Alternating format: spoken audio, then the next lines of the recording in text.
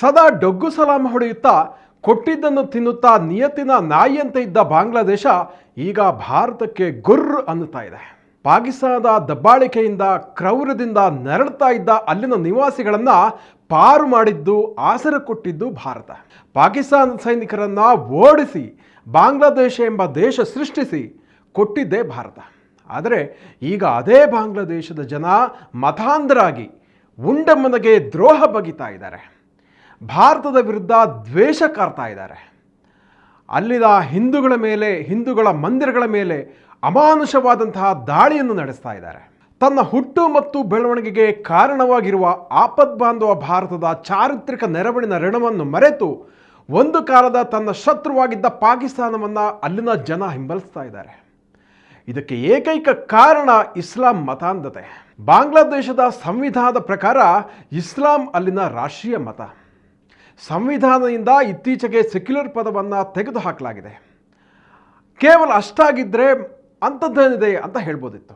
ಆದರೆ ಅದು ಹಲವಾರು ಪ್ರಮಾದಗಳನ್ನು ಎಸಗ್ತಾ ಇದ್ದು ಅಂತಾರಾಷ್ಟ್ರೀಯ ಸಮುದಾಯದ ಚಿಂತೆಗೆ ಕಾರಣವಾಗಿದೆ. ಬಾಂಗ್ಲಾದೇಶ ಮತ್ತು ಪಾಕಿಸ್ತಾನದ ಸಂಬಂಧಗಳು ಹತ್ತಿರವಾದರೆ ಭಾರತದ ಭದ್ರತೆ ಮತ್ತು ವ್ಯೂಹಾತ್ಮಕ ಕಾರಣಗಳಿಗೆ ಅತ್ಯಂತ ಕಳವಳಕಾರಿ ಸಂಗತಿಯಾಗುತ್ತೆ. ಉದಾಹರಣೆಗೆ, ಕರಾಚಿಯಿಂದ ಬಾಂಗ್ಲಾದ ಚಿತ್ತಗಾಂಗ್ಗೆ ನೇರವಾಗಿ ಸಮುದ್ರ ಮಾರ್ಗ ಏರ್ಪಡುವುದರಿಂದ ಬಂಗಾಳ ಕೊಲ್ಲಿಗೆ ಪಾಕಿಸ್ತಾನದ ಸರಾಗ ಎಂಟ್ರಿ ಸಾಧ್ಯ ಆಗುತ್ತೆ.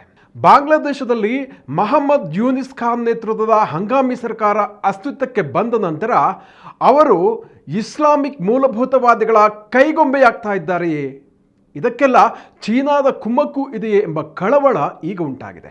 ಬಾಂಗ್ಲಾದೇಶದ ಹಲವಾರು ನೀತಿಗಳು ಈಗ ಕಳೆದ 50 ವರ್ಷಗಳಲ್ಲಿಯೇ ಕಂಡರಿಯದಂತೆ ಬದಲಾಗಿದೆ. ಮುಸ್ಲಿಂ ಬಹುಸಂಖ್ಯಾತ ಬಾಂಗ್ಲಾದೇಶದಲ್ಲಿ ಅಲ್ಪಸಂಖ್ಯಾತರ ಸುರಕ್ಷತೆ ಈಗ ಚಿಂತಾಜನಕವಾಗಿದೆ.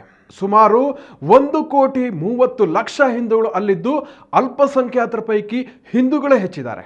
ನೋಡಿ, ಪ್ರವಾಹದ ಸಂದರ್ಭ ಜನರಿಗೆ ನೆರವಿನ ಹಸ್ತ ಚಾಚಿದ್ದ ಇಸ್ಕಾನ್ನಂತಹ ಒಂದು ಸಂಸ್ಥೆಯನ್ನ ಭಯೋತ್ಪಾದಕ ಸಂಸ್ಥೆ ಅಂತ ಅಲ್ಲಿ ಕರೀತಾರೆ. ಹಸೀನಾ ನಿರ್ಗಮನ ನಂತರ ಬಾಂಗ್ಲಾದೇಶದ ಜೈಲುಗಳಿಂದ 700ಕ್ಕೂ ಹೆಚ್ಚು ಕೈದಿಗಳು, ಶಂಕಿತ ಉಗ್ರರು ಪರಾರಿಯಾಗಿದ್ದಾರೆ. ಈ ರೀತಿಯ ಒಂದು ಅರಾಜಕತೆಯ ಪರಿಣಾಮ ಬಾಂಗ್ಲಾದೇಶದ ಆರ್ಥಿಕ ಪರಿಸ್ಥಿತಿ ಕೂಡ ದಿನೇ ದಿನೇ ಹದಗೆಡ್ತಾ ಇದೆ. ಮಹಮ್ಮದ್ ಯೂನಿಸ್ ನೇತೃತ್ವದ ಸರ್ಕಾರ ಇಸ್ಲಾಂ ಮೂಲಭೂತವಾದಿಗಳ ಹಿಡಿತಕ್ಕೆ ಸಿಲುಕಿದ್ದು ಅಲ್ಲಿ ಹಿಂದೂಗಳ ಮೇಲೆ ನಡೆಯುತ್ತಿರುವಂತಹ ಹಲ್ಲೆ, ಲೂಟಿ, ದೌರ್ಜನ್ಯಗಳು ಮಾನವೀಯತೆಯ ಮೇಲಿನ ದಾಳಿಯಾಗಿದ್ದು ವಿಶ್ವಸಂಸ್ಥೆ ಮಧ್ಯಪ್ರವೇಶ ಮಾಡಬೇಕು ಅಂತ ಕೇಂದ್ರ ಸಚಿವ ಗಿರಿರಾಜ್ ಸಿಂಗ್ ಒತ್ತಾಯ ಮಾಡ್ತಾ ಇದ್ದಾರೆ. ಬಾಂಗ್ಲಾದೇಶ ಇತ್ತೀಚೆಗೆ ಹೇಗೆ ಪಾಕಿಸ್ತಾನಕ್ಕೆ ಹತ್ತಿರವಾಗಲು ಯತ್ನಿಸ್ತಾ ಇದೆ ಎಂಬುದಕ್ಕೆ ಹಲವಾರು ಉದಾಹರಣೆಯನ್ನು ಕೊಡಬಹುದು.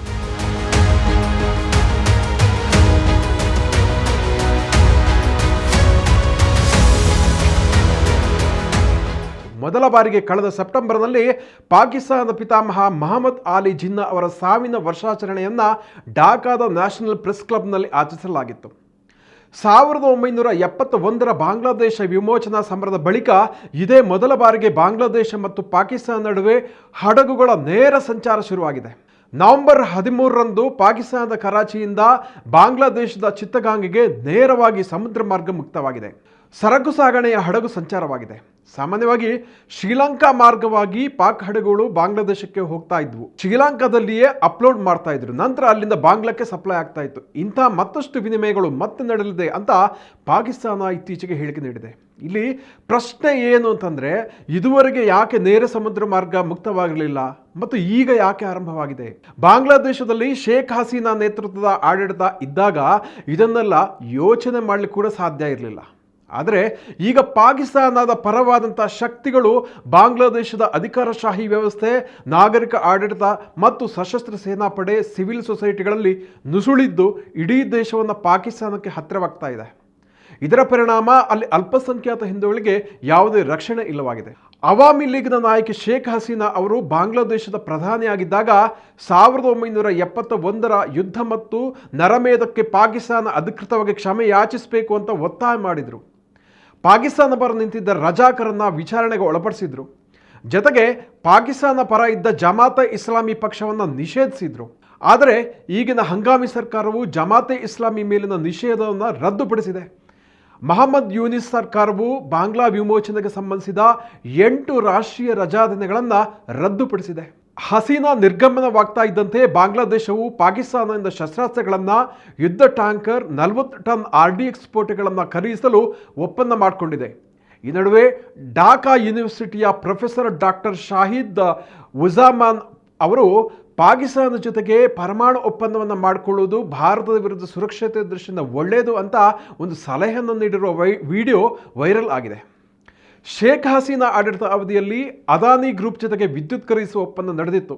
ಅದನ್ನು ಯೂನಿಸ್ ಸರ್ಕಾರ ರದ್ದುಪಡಿಸಿದೆ. ಬಾಂಗ್ಲಾದ ಆರ್ಥಿಕತೆ ದುರ್ಬಲವಾಗ್ತಾ ಇರುವುದಕ್ಕೆ ಇದು ಒಂದು ಸಾಕ್ಷಿಯಾಗಿದೆ. ಪಾಕಿಸ್ತಾನವು ಇತ್ತೀಚೆಗೆ ಬಾಂಗ್ಲಾದೇಶರಿಗೆ ಬಿಸಿನೆಸ್ ಮತ್ತು ಇತರ ಕೆಲ ಕೆಟಗರಿಗಳಲ್ಲಿ ವೀಸಾ ಇಲ್ಲದೆಯೂ ಪಾಕಿಸ್ತಾನಕ್ಕೆ ಭೇಟಿ ನೀಡಲು ಅನುಮತಿಯನ್ನು ನೀಡಿದೆ. ಬಾಂಗ್ಲಾದೇಶದಲ್ಲಿ ಪ್ರಾಣ ಬೆದರಿಕೆ ಬಂದ ಬಳಿಕ ಭಾರತದಲ್ಲಿ ಆಶ್ರಯ ಪಡೆದಿರುವ ಖ್ಯಾತ ಲೇಖಕಿ ತಸ್ಲೀಮಾ ನಸರಿನ್ ಅವರು ಇಸ್ಲಾಂ ಮೂಲಭೂತವಾದಿಗಳು ಬಾಂಗ್ಲಾದೇಶವನ್ನು ಮತ್ತೊಂದು ಅಫ್ಘಾನಿಸ್ತಾನವಾಗಿಸಲು ಯತ್ನಿಸ್ತಾ ಇದ್ದಾರೆ ಅಂತ ಹೇಳಿದ್ದಾರೆ. ಇದಕ್ಕಾಗಿ ಬಾಂಗ್ಲಾದೇಶದ ಯುವಜನತೆಯಲ್ಲಿ ಹಿಂದೂ ವಿರೋಧಿ, ಭಾರತ ವಿರೋಧಿ ನೀತಿಗಳನ್ನು ಹೇರಿ ಬ್ರೈನ್ ವಾಶ್ ಮಾಡ್ತಾ ಇದ್ದಾರೆ. ಇದರ ಪರಿಣಾಮ ಅಲ್ಲಿನ ಸಮಾಜ ಪಾಕ್ ಪರ, ಜಿಹಾದಿ ಪರ ಆಗ್ತಾ ಇದೆ ಅಂತ ಅವರು ವಿವರಿಸಿದ್ದಾರೆ. ಬಾಂಗ್ಲಾದೇಶ ಈಗ ಉಂಡಮನೆಗೆ ಹೇಗೆ ದ್ರೋಹ ಎಸಗಿದೆ ಎಂಬುದನ್ನು ಅರ್ಥ ಮಾಡಿಕೊಳ್ಳಬೇಕಿದ್ರೆ ಇತಿಹಾಸದ ಪುಟಗಳನ್ನೊಮ್ಮೆ ತಿರುವು ಹಾಕಬೇಕು. ಭಾರತ ಮತ್ತು ಪಾಕಿಸ್ತಾನ 1947ರಲ್ಲಿ ವಿಭಜನೆಯಾಗಿ ಬ್ರಿಟಿಷರಿಂದ ಸ್ವಾತಂತ್ರ್ಯ ಗಳಿಸಿದಾಗ ಈಗಿನ ಬಾಂಗ್ಲಾದೇಶ ಅಸ್ತಿತ್ವದಲ್ಲೇ ಇದ್ದಿರಲಿಲ್ಲ. 1947ರಿಂದ 1955ರ ತನಕ ಈ ಭೂಭಾಗವನ್ನು ಈಸ್ಟ್ ಬೆಂಗಾಲ್ ಅಥವಾ ಪೂರ್ವ ಬಂಗಾಳ ಅಂತ ಕರೀತಾ ಇದ್ರು. ಹಾಗೂ ಅದು ಪಾಕಿಸ್ತಾನದ ಪ್ರಾಂತ್ಯವಾಗಿತ್ತು.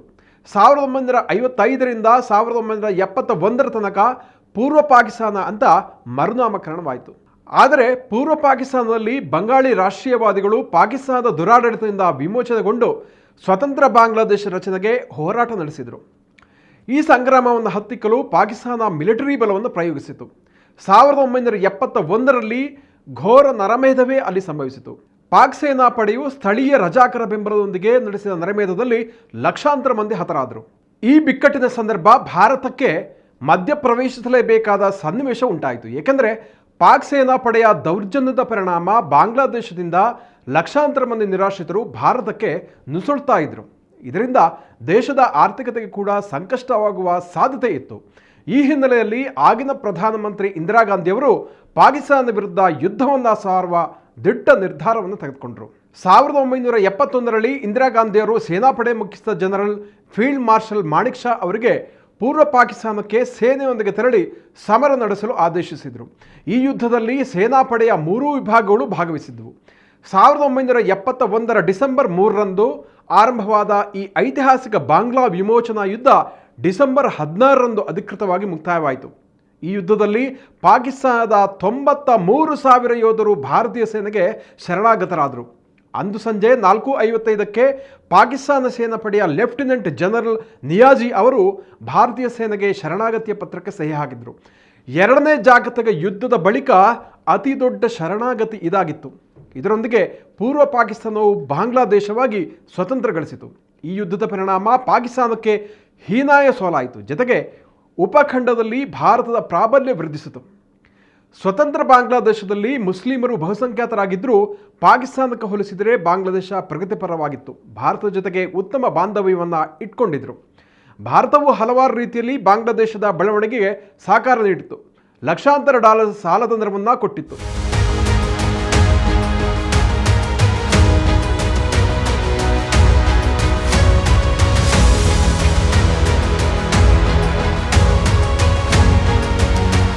ಮೂಲಸೌಕರ್ಯ, ಡಿಜಿಟಲ್ ತಂತ್ರಜ್ಞಾನ, ರಕ್ಷಣೆ, ಗಡಿ ನಿರ್ವಹಣೆ, ಇಂಧನ ಹೀಗಾಗಿ ಇತ್ಯಾದಿ ಅನೇಕ ವಲಯಗಳಲ್ಲಿ ಭಾರತದ ನೆರವನ್ನು ಬಾಂಗ್ಲಾ ಪಡೆದಿದೆ.